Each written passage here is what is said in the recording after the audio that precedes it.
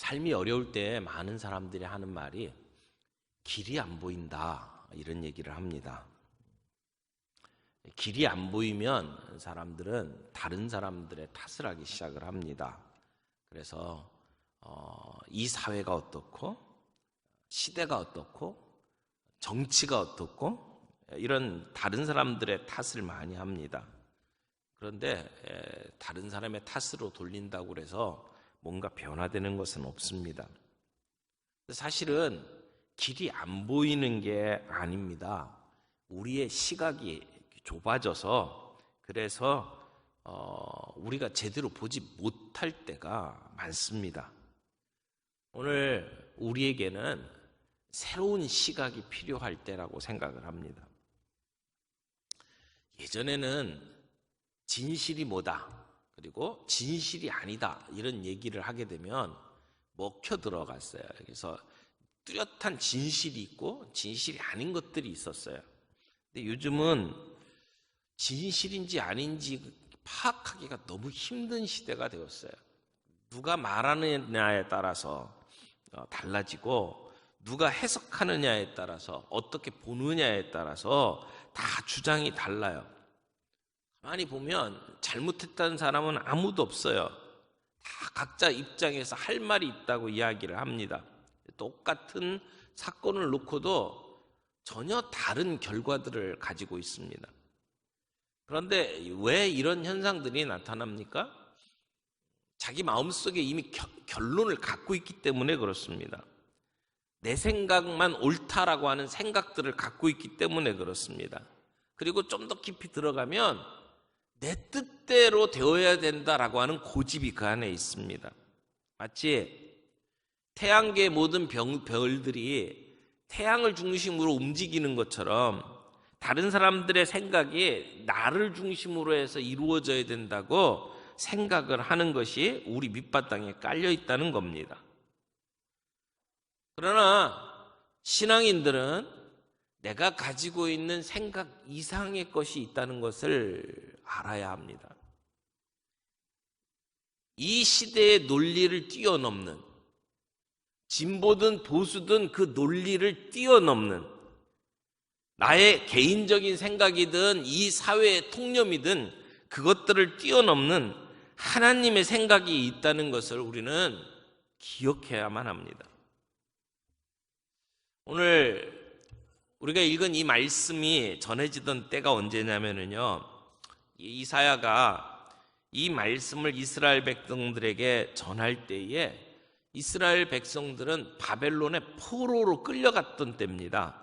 그들은 주전 586년쯤 해서 몇 번에 걸쳐서 바벨론으로 포로로 끌려갔습니다. 그리고 지금 몇십 년을 보낸 상태입니다. 이들은 망하기 전까지 하나님의 뜻대로 살아보겠다고 애를 썼던 사람들이고, 자기들은 하나님이 특별히 선택한 선민이라고 하는 사상이 짙었던 사람들입니다. 그런데 어느 날 갑자기 하나님의 진노로 나라가 망했습니다.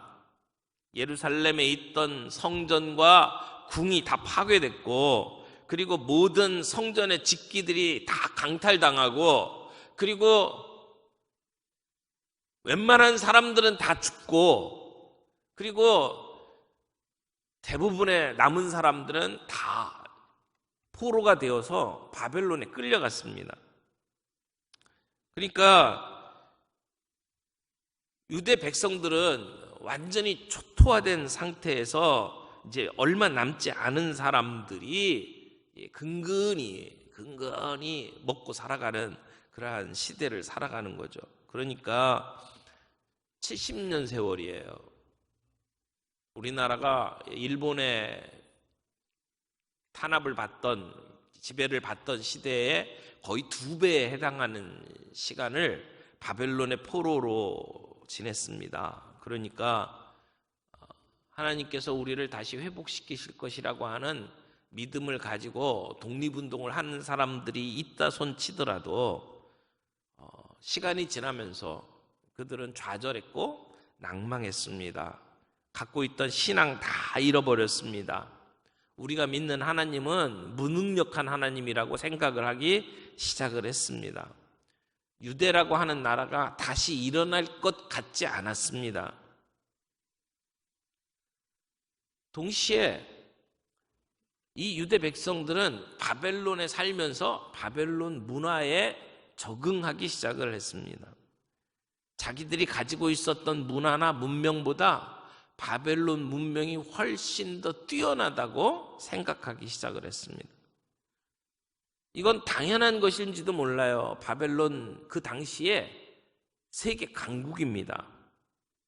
페르시아가 등장하기 전까지는 세계를 제패하던 나라입니다. 그러니까 지금으로 따지면 미국하고 같아요. 근데 무너질 기미가 보이질 않아요. 그 강국이 무너질 것 같지 않습니다. 그러니까 그 나라의 학문, 그 나라의 문화, 그 나라의 정치, 자기들이 갖고 있던 것하고 비교해 보면 훨씬 우위에 있었어요.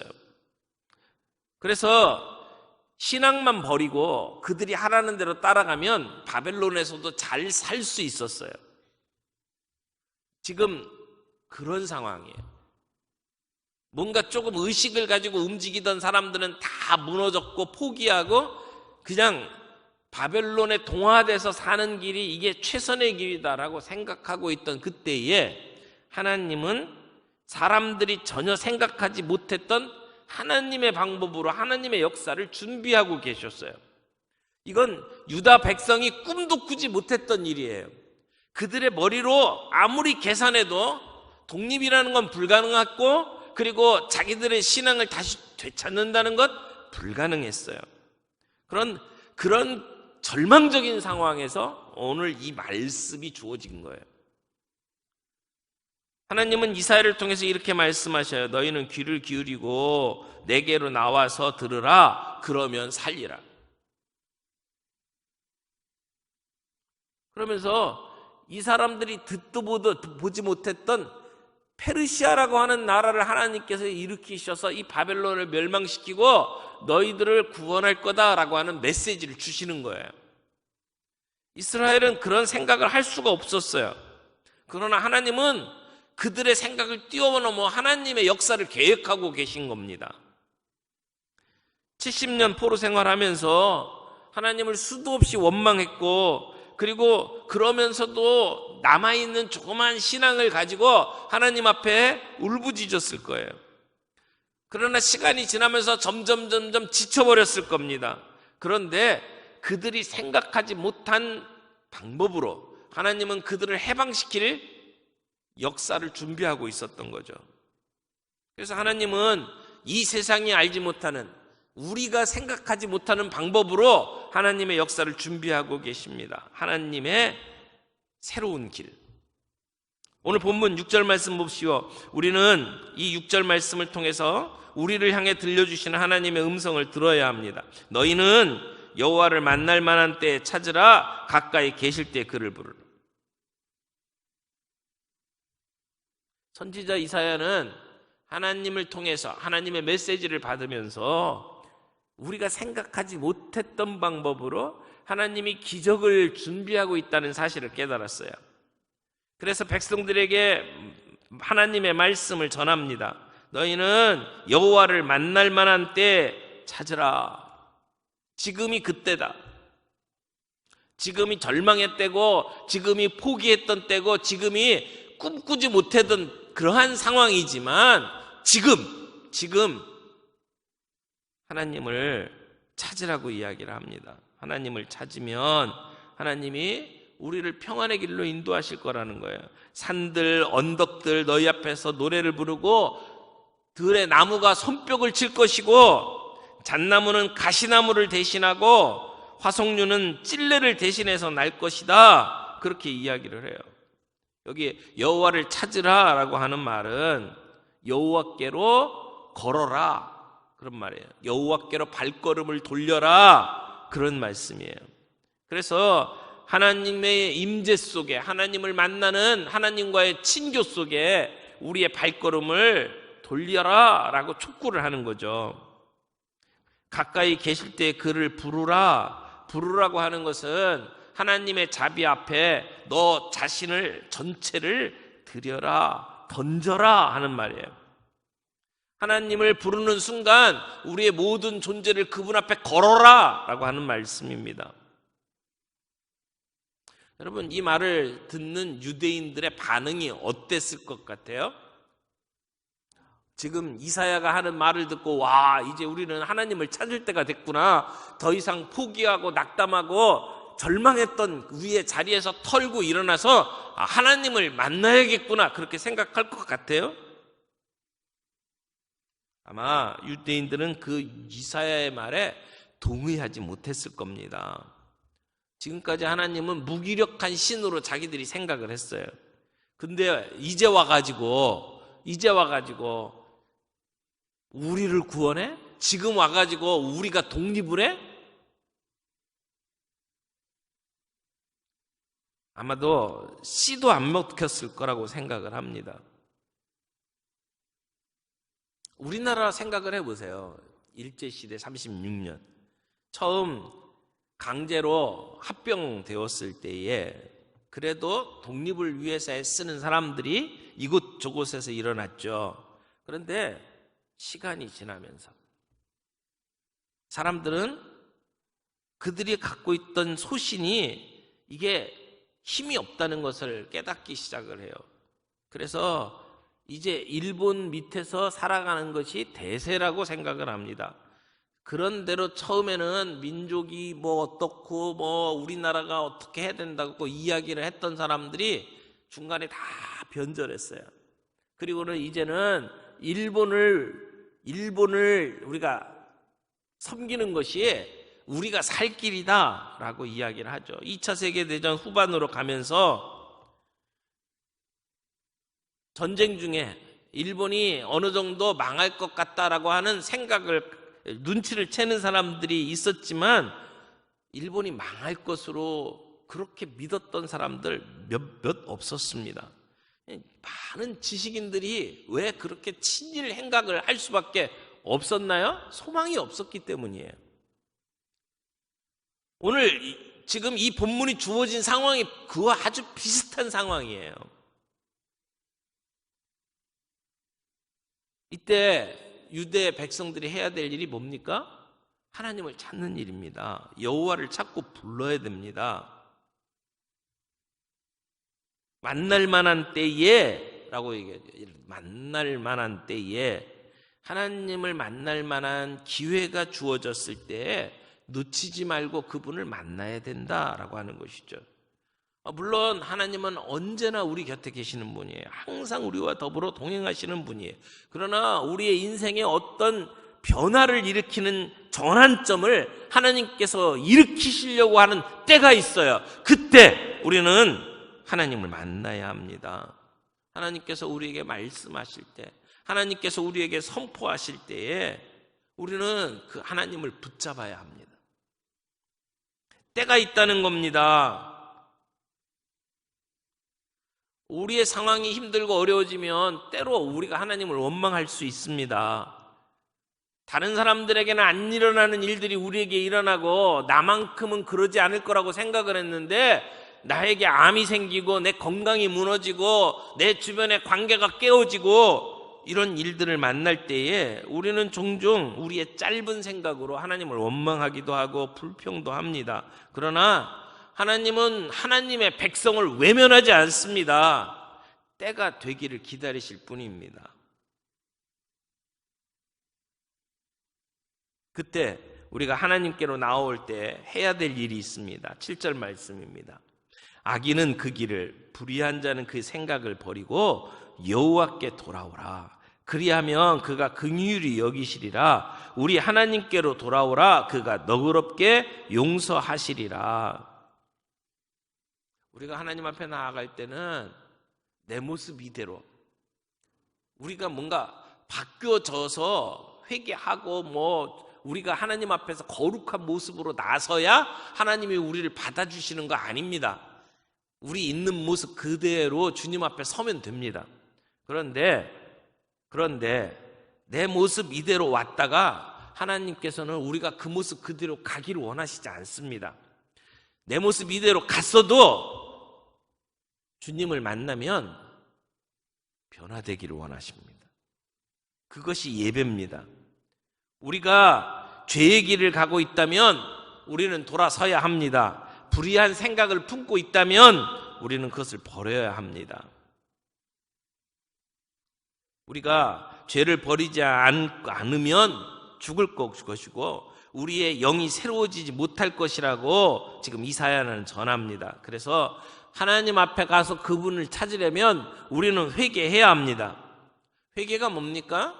회개는 버리는 것과 채우는 것이 있습니다. 회개는 죄를 버리는 것이고 하나님의 은혜로 채우는 것입니다. 회개는 옛사람을 버리고 새 사람을 입는 것입니다. 회개할 때 하나님의 용서가 우리에게 임합니다. 회개가 없으면 회복도 위로도 없습니다. 하나님께서 우리가 하나님께로 돌아가야 할 이유를 뒤에 몇 가지로 설명을 합니다. 두 가지만 이야기를 하죠. 8절 말씀입니다. 이는 내 생각이 너희의 생각과 다르며 내 길은 너희의 길과 다름이니라. 여호와의 말씀이니라. 왜 우리가 하나님께로 돌아가야 합니까? 우리 생각과 하나님의 생각이 다르기 때문이라는 거예요. 남유다가 망하고 바벨론의 포로로 끌려가면서 유대 사람들은 이제는 아무런 길이 없다고 생각했어요. 길이 없다. 절망적이었어요. 하나님께서 우리를 절대 용서해 주지 않을 것이다. 예루살렘 성전 다 무너지고 그리고 많은 사람들이 끔찍한 죽임을 당하고 그런 상황에서 다 끝났다고 생각했어요. 자기들을 지배하는 바벨론이 천년 만년 막강한 세력을 유지하고 그리고 살아있을 거라고 생각을 했습니다.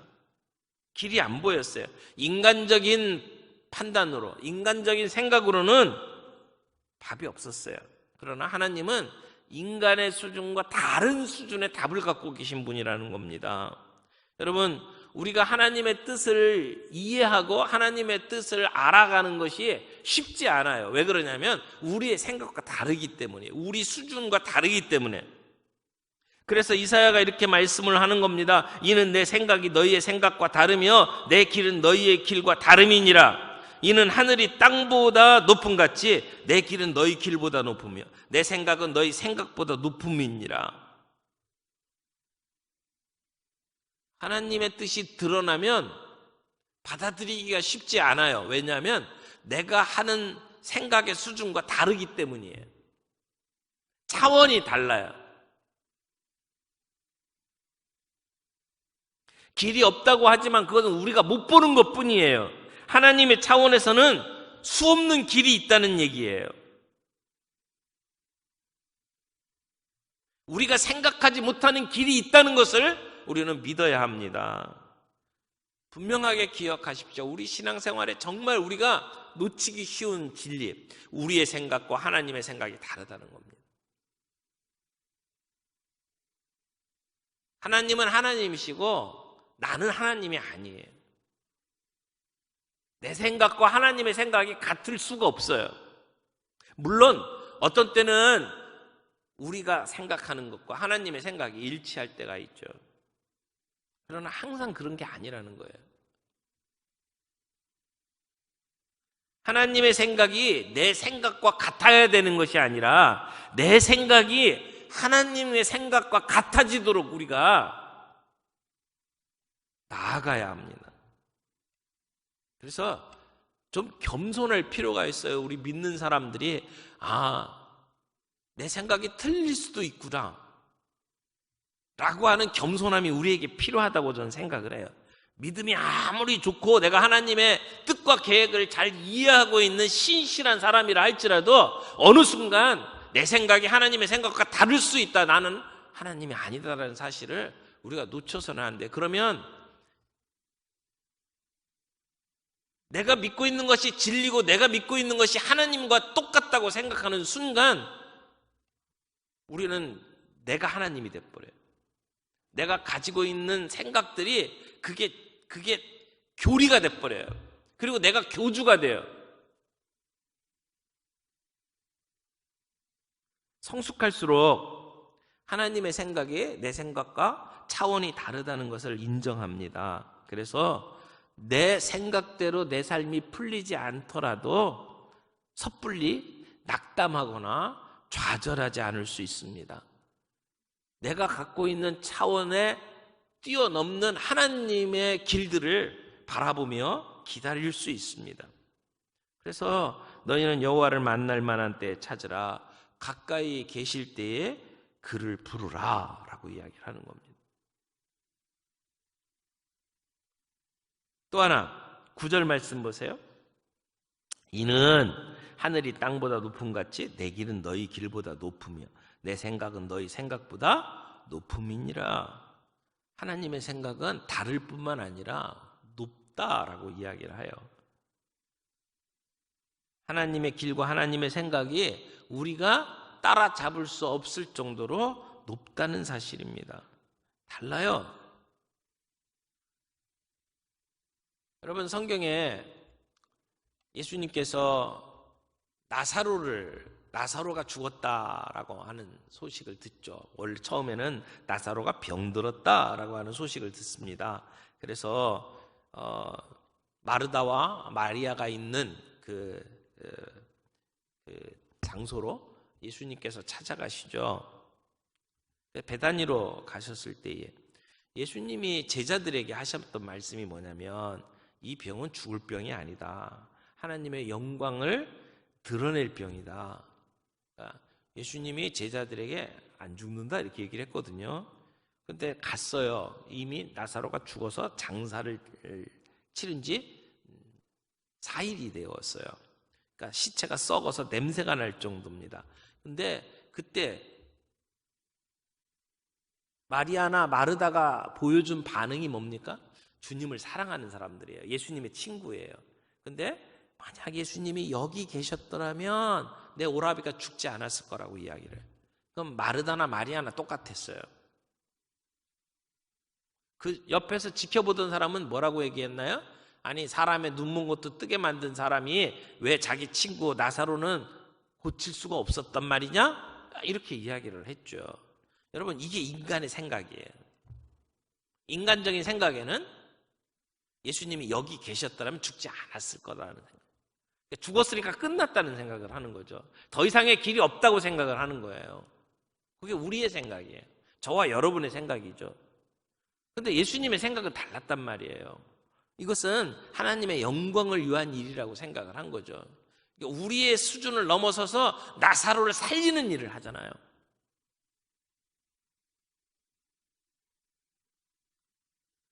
우리 하나님은 전능하신 분입니다. 우리의 생각을 뛰어넘는 분입니다. 우리가 하는 수준에서 생각하고 그대로 움직이시는 분이라면 하나님이 아니죠. 하나님의 길은 우리의 길과 다릅니다. 사랑하는 성도 여러분, 우리의 생각과 하나님의 생각이 무엇인지를 우리는 살필 수 있어야 돼요. 오늘도 주님께서 우리의 생각을 내려놓고 하나님의 생각을 할 수 있도록 우리를 부르신다는 것을 우리는 기억해야 합니다. 그래서 하나님께 돌아가야 돼요. 하나님을 찾아야 돼요. 상황이 어려울 때 현실만 보게 되면 우리는 똑같은 반응을 보일 수 있어요. 마르다나 마리아처럼 주님이 여기 계시지 않았더라면 우리 오라버니가 죽지 않았을 텐데. 그건 현실을 보는 눈을 갖고 있는 거죠. 현실 그대로. 그러나 상황이 어려울 때 믿음의 눈으로 보게 되면 그 길을 뛰어넘는, 사람의 생각과 사람의 길을 뛰어넘는 하나님의 길이 있다는 겁니다. 그러므로 아무리 혼란스럽고 힘들더라도 하나님을 원망하는 길보다는 하나님의 길을 찾는 길이 훨씬 더 낫다는 것이죠.